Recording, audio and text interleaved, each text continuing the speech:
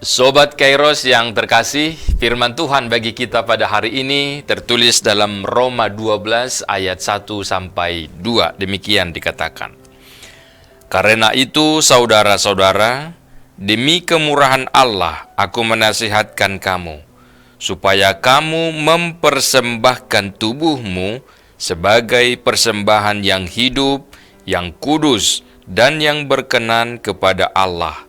Itu adalah ibadahmu yang sejati.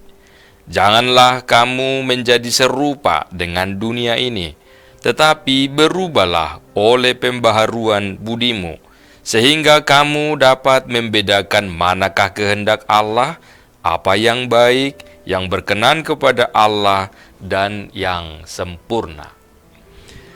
Sobat Kairos yang terkasih, seorang yang hidup di dalam Tuhan memiliki kualitas yang berbeda.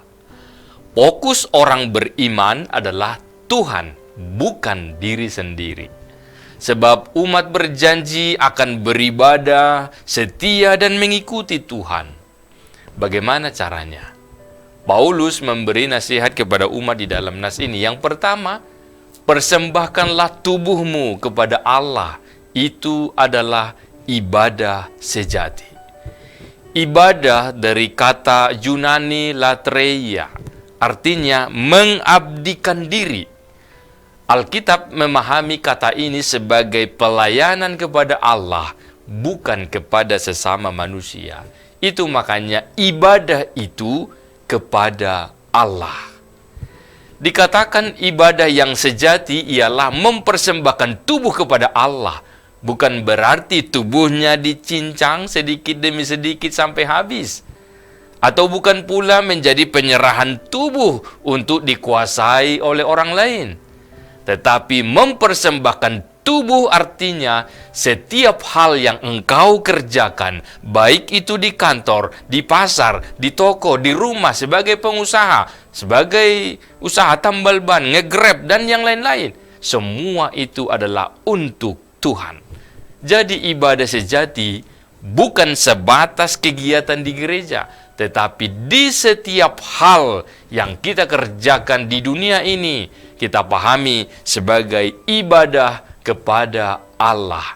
Melalui pekerjaanmu, engkau telah membantu, engkau telah menolong orang lain untuk menemukan yang baik di dalam hidupnya. Itu adalah ibadah. Oleh sebab itu, kita mengerjakan segala sesuatu dengan kesungguhan hati. Yang kedua dikatakan oleh Paulus, jangan serupa dengan dunia ini atau unang sarobang.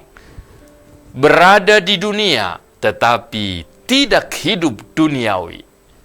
Caranya berubah atau bertransformasi.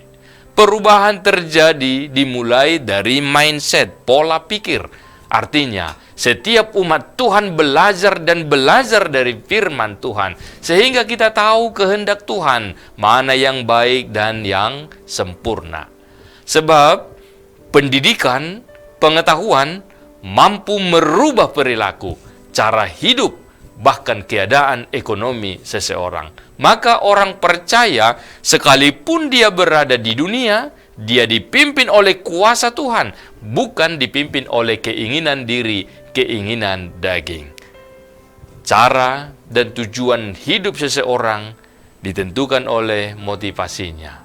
Hidup duniawi menawarkan kemewahan, kehormatan, wibawa, gagah, pengakuan, sehingga manusia berlomba untuk melakukan apa saja demi mendapatkannya. Tetapi Tuhan menghendaki kita untuk rendah hati. Pikirkan apa yang bisa engkau pikirkan. Kerjakan sesuai dengan kemampuanmu. Sadarilah, engkau tidak bisa mengerjakan semua hal. Untuk itulah Tuhan memberi karunia yang berbeda kepada manusia, agar kita saling melengkapi satu dengan yang lain. Oleh sebab itu, persekutuan umat digambarkan seperti tubuh. Banyak anggota dan memiliki fungsi tersendiri. Maka biarlah setiap anggota bersyukur dengan fungsi atau karunia yang diberikan Tuhan kepadanya. Tidak bisa kerjasama, itu bagaikan sebagian saraf-saraf tubuh yang tidak connect. maka hidup jadi tidak sempurna atau lumpuh.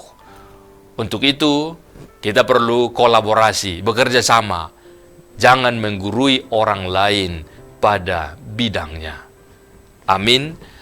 Selamat beraktivitas Sobat Kairos, Tuhan memberkati. Shalom.